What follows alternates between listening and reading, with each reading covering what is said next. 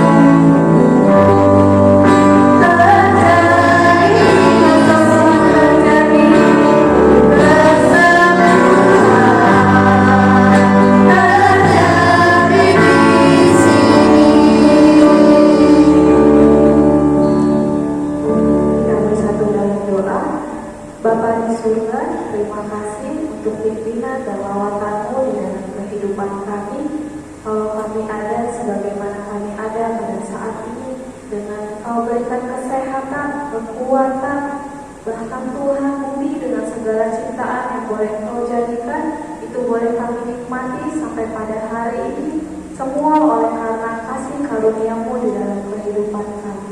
Kami ya Tuhan pada pagi hari ini ingin melakukan bakti ibadah kami kepadamu, yaitu ibadah pelayanan anak kami kepadamu.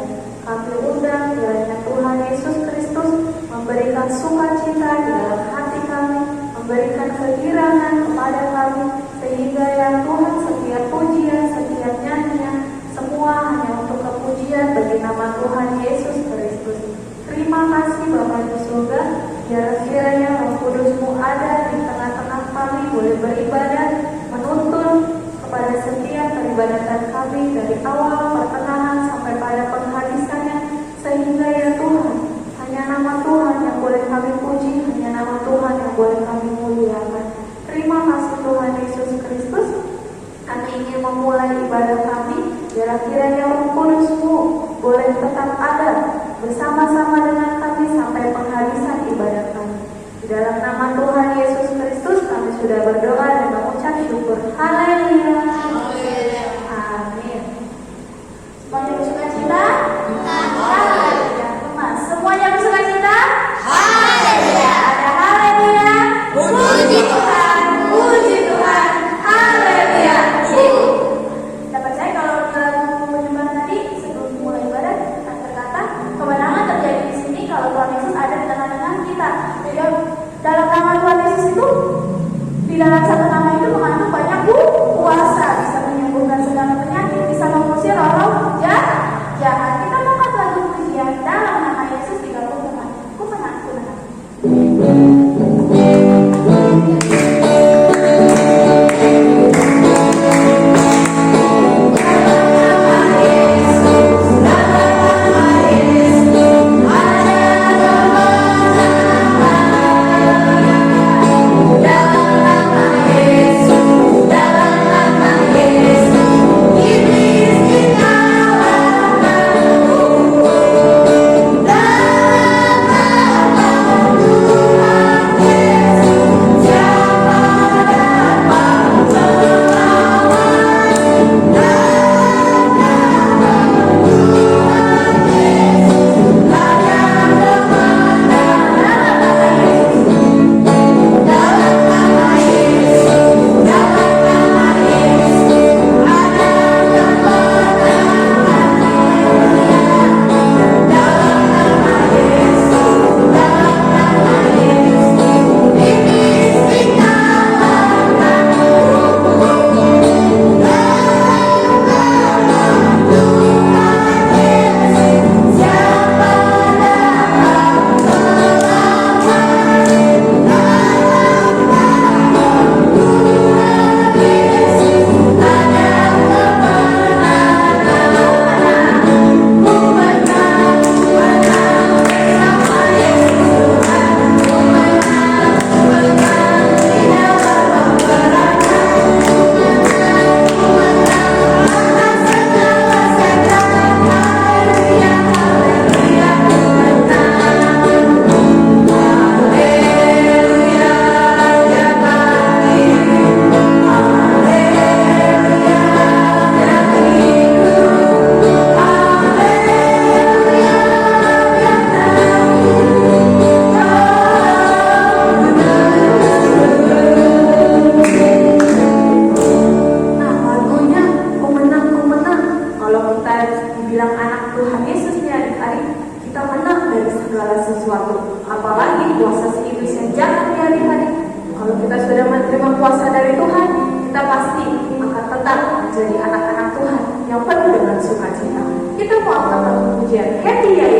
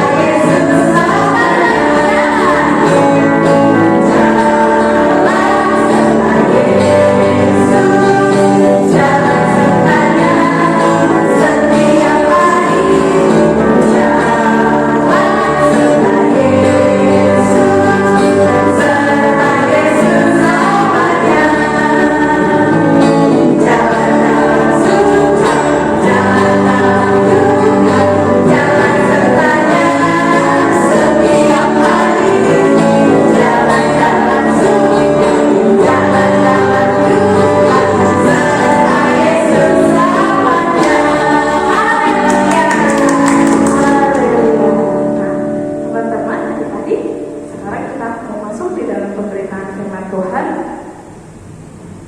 kita mau siapkan hati kita mau siapkan pikiran kita, dan kiranya Tuhan Yesus berkenan akan setiap kehidupan kita.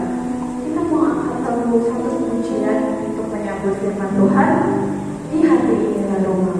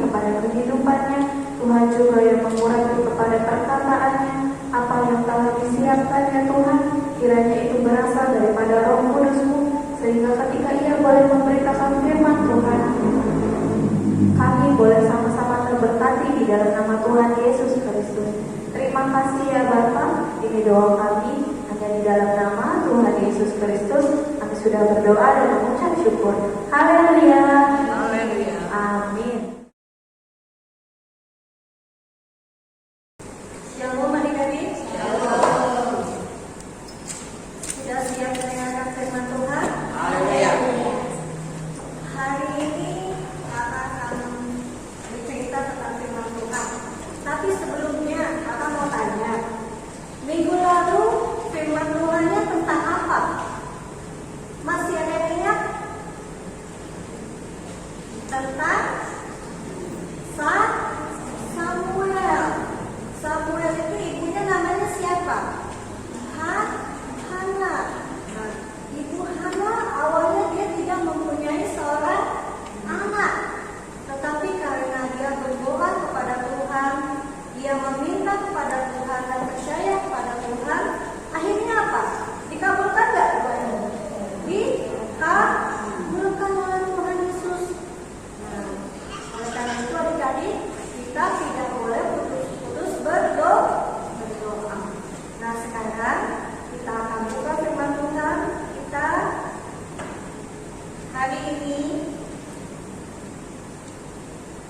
Di dalam Lukas yang ke-8,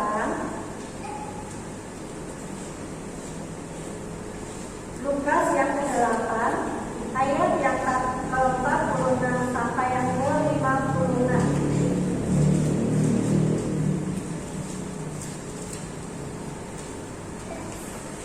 Kalau sudah ketemu semuanya, kakak undang untuk berdiri.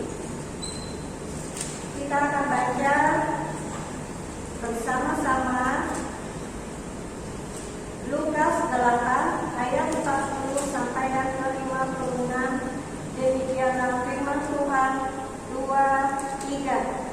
Ketika Yesus kembali, orang banyak menyambut Dia, sebab mereka semua menanti-nantikan Dia.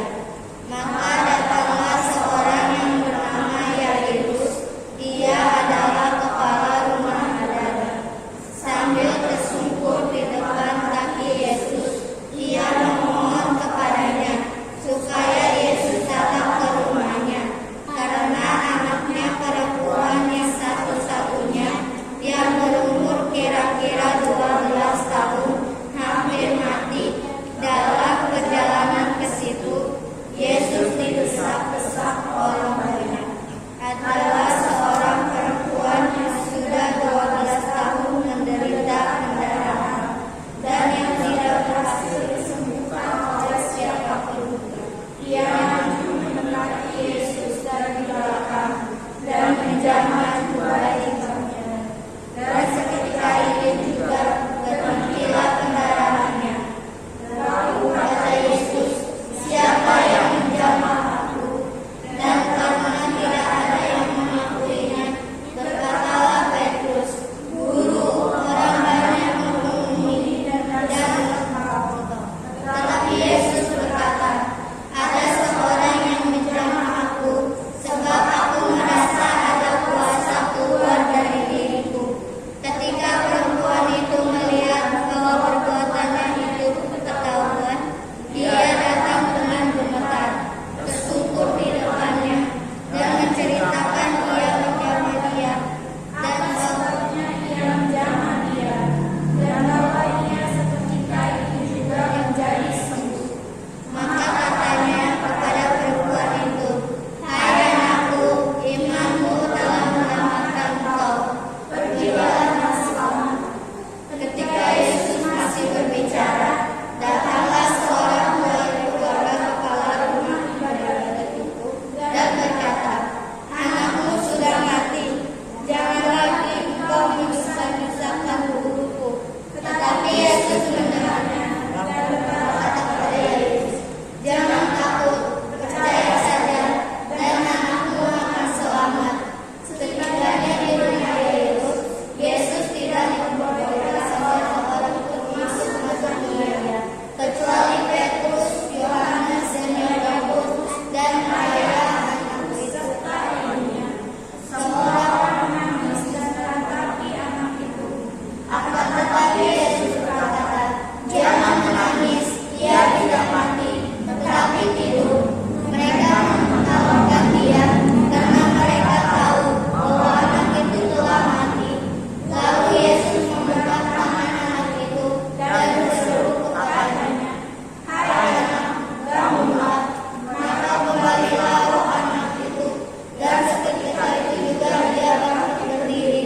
Lalu Yesus menyuruh mereka memberi anak itu makan, dan takjublah orang tua anak itu. Tetapi Yesus melarang mereka memberitahukan kepada siapapun juga apa yang terjadi itu. Nah, jadi firman Tuhan yang tadi kita baca itu tentang apa sih? Tentang Yesus membangkitkan anak Yairus dan menyembuhkan seorang perempuan yang sakit pendarahan. Jadi ada dua adik-adik, tapi sama-sama mereka sedang sakit. Yang pertama adalah anak dari bapak siapa? Bapak yang Yairus. Anak dari bapak Yairus itu sedang sakit. Umurnya berapa kalau di sini ditulis? 12 tahun adik-adik. Anaknya bapak Yairus itu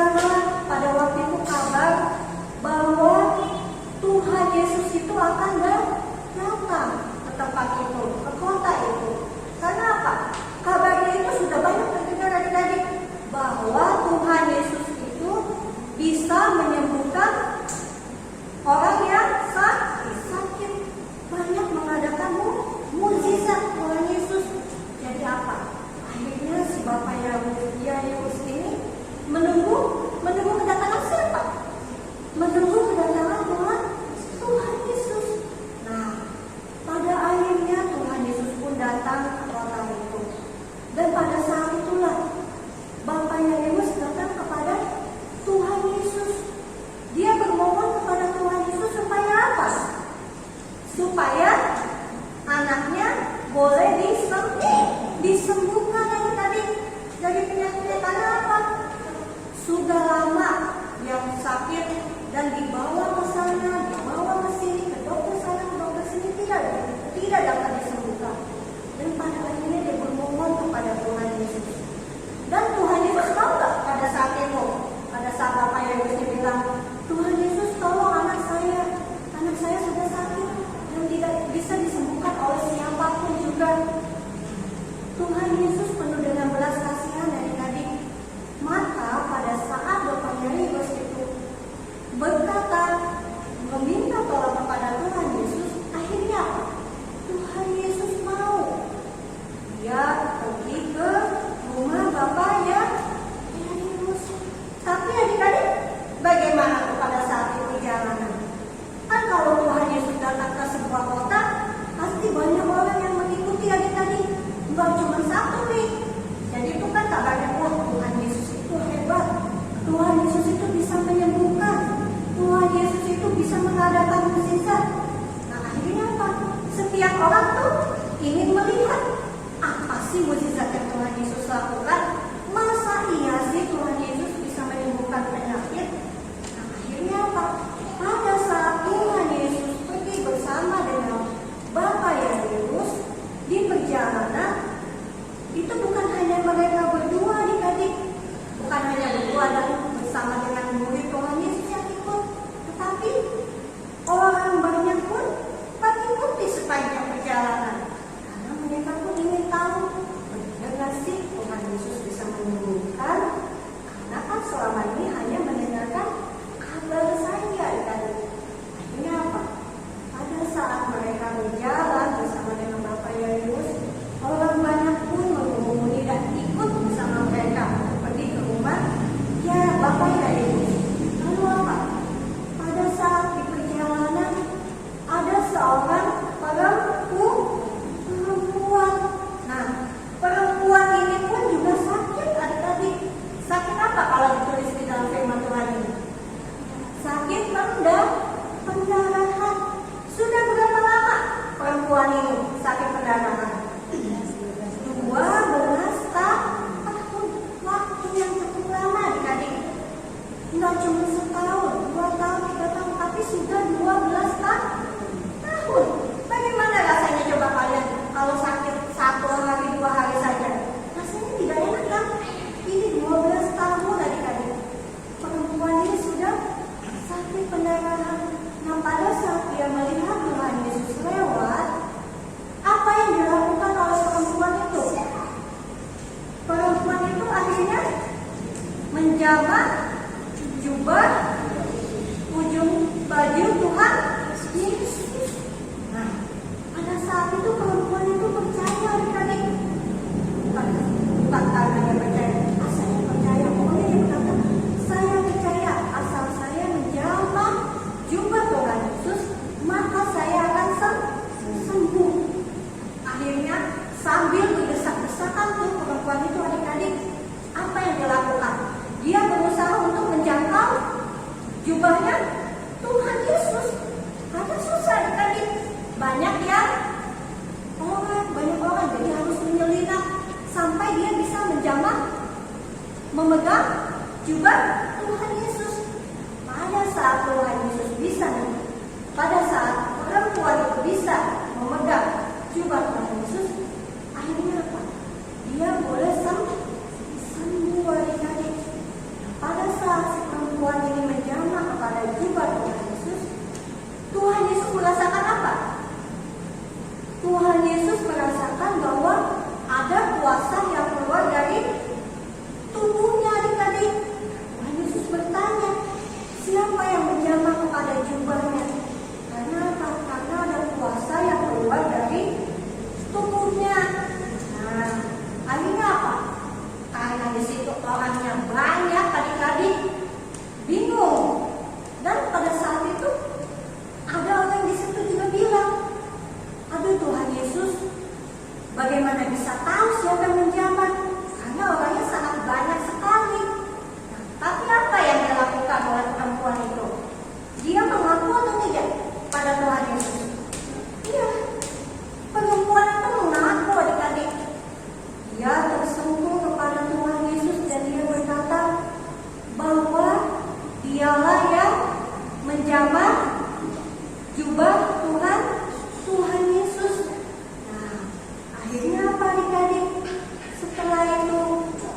Setelah itu dikatakan, Tuhan Yesus berkata apa kepada perempuan itu? Dalam firman Tuhan ini, hai anakku, imanmu telah menyelamatkan engkau, pergilah dengan selamat. Karena iman percaya perempuan itu, maka dia bisa disembuhkan. Nah, setelah itu apa? Adik-adik, Tuhan Yesus pun melanjutkan kembali perjalanannya bersama Bapak Yairus. Nah, pada saat sudah sampai di rumah Bapak Yairus, apa yang terjadi adik-adik? Di perjalanan itu ada orang yang berlari-lari sebelum sampai. Bapak Yairus, anakku sudah meninggal. Ini apa? Bagaimana? Tentu sangat sedih ya, kalau kehilangan seseorang yang kita kasihi. Apalagi itu adalah seorang anak adik-adik. Nah, akhirnya apa? Pada saat itu Tuhan Yesus berkata, anakmu tidak mati, tetapi dia sedang tidur. Nah, pada saat Tuhan Yesus berkata seperti itu, orang banyak yang ada di situ bagaimana? Mereka tertawakan adik-adik. Kenapa? Karena di rumah itu sudah penuh orang adik-adik. Mereka sudah nangis-nangis. Karena apa? Karena anaknya sudah meninggal. Mereka sudah menyangka anaknya itu sudah meninggal. Nah, pada saat Tuhan Yesus katakan, anakmu tidak mati, tetapi anakmu sedang tidur. Tidak ada yang percaya adik-adik pada saat Tuhan Yesus berkata seperti itu. Tetapi sekali lagi Tuhan Yesus mengadakan mukjizat di kota itu, yaitu Tuhan Yesus bisa membangkitkan anak Bapak Yairus adik-adik. Di sini dikatakan di ayatnya. Di ayat yang keberapa coba?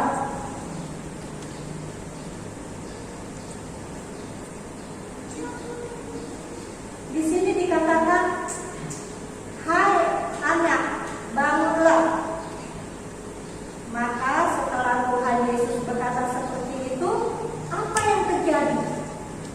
Roh anak itu pun kembali lagi kepada anak itu. Dan akhirnya apa? Dan akhirnya anak itu bisa dibangkitkan kembali. Dan anak itu tidak mati. Nah, adik-adik, di sini dari firman Tuhan yang kita baca pada hari ini, kita diingatkan kembali bahwa tidak ada yang mustahil bagi Tuhan.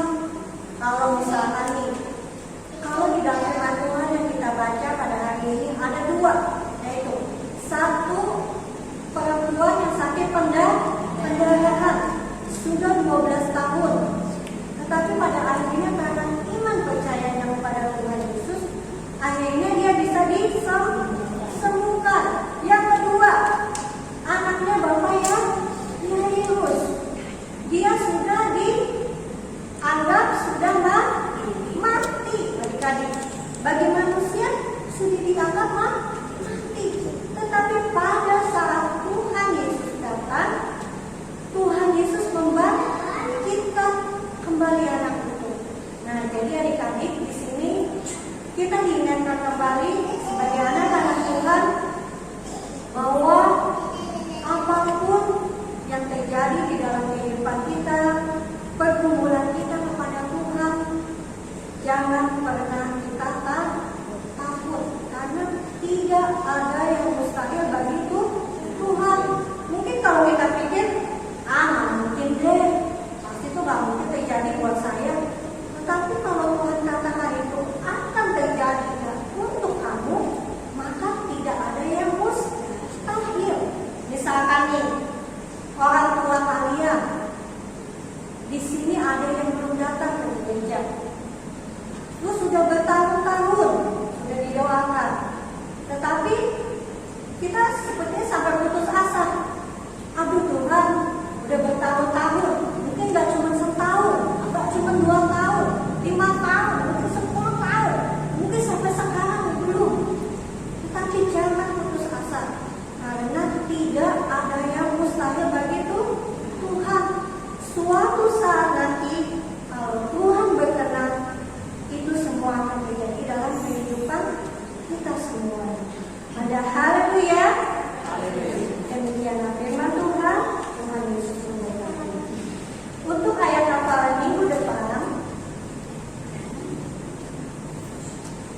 dalam Lukas yang pertama,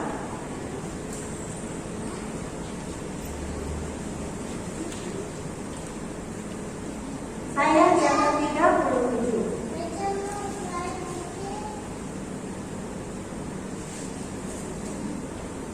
Ayatnya pendek, ya. Lukas yang pertama, ayat yang ke-37, pendek banget ya, dan hafalannya. Jadi diharapkan semuanya dihafalkan, ya. Ayo. Untuk ayat hafalannya, kita akan baca bersama-sama ya, supaya kita ingat untuk minggu depan. Lukas yang pertama, ayat yang ke-37, demikianlah firman Tuhan. 2, 3. Sebab bagi Allah tidak ada yang mustahil. Amin. Kita akan duduk ibadah kita pada saat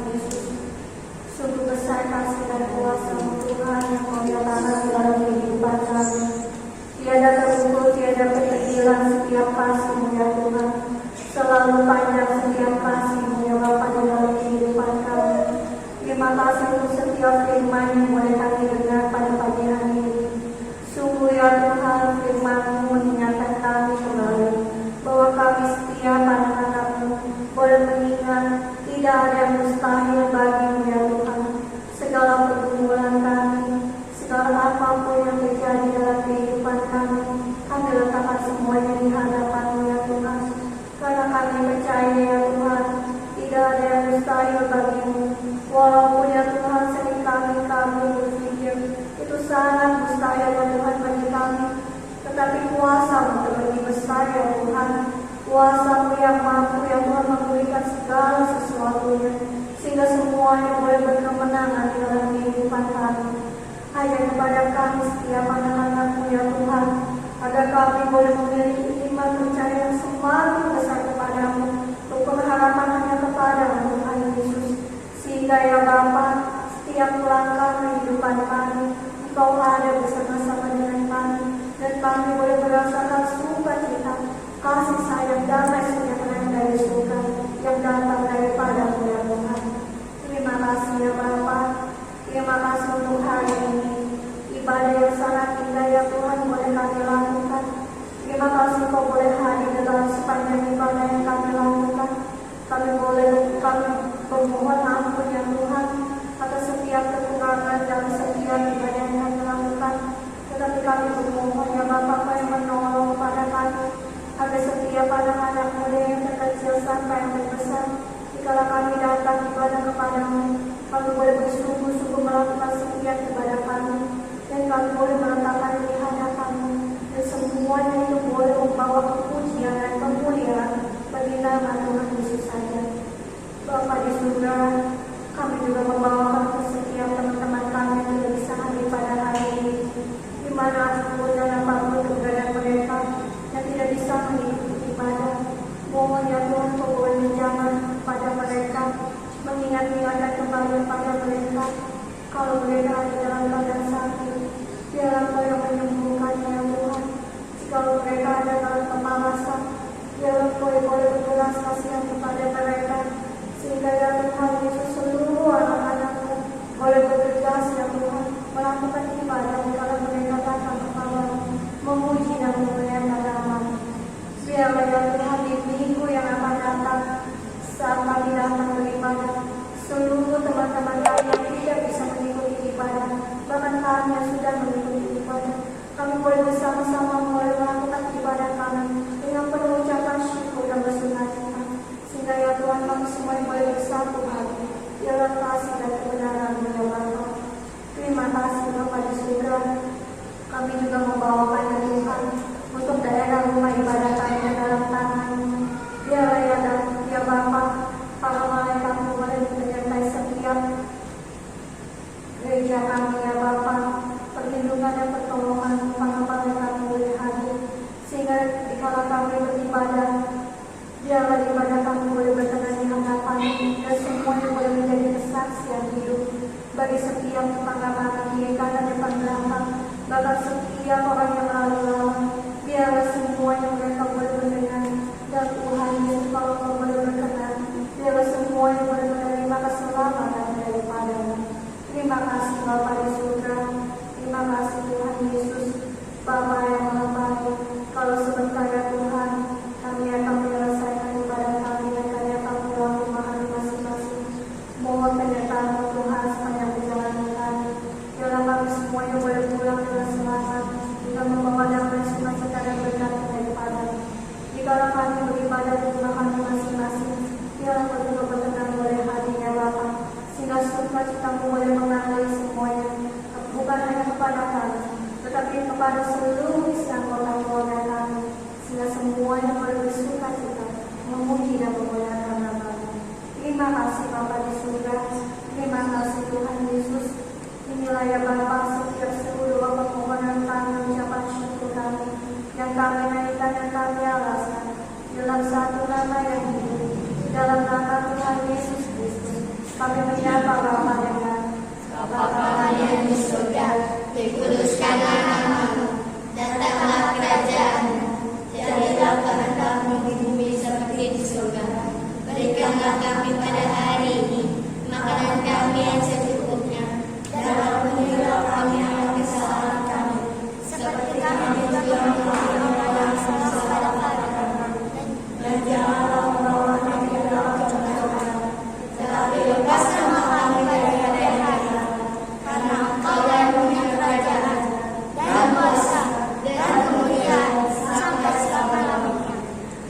Haleluya.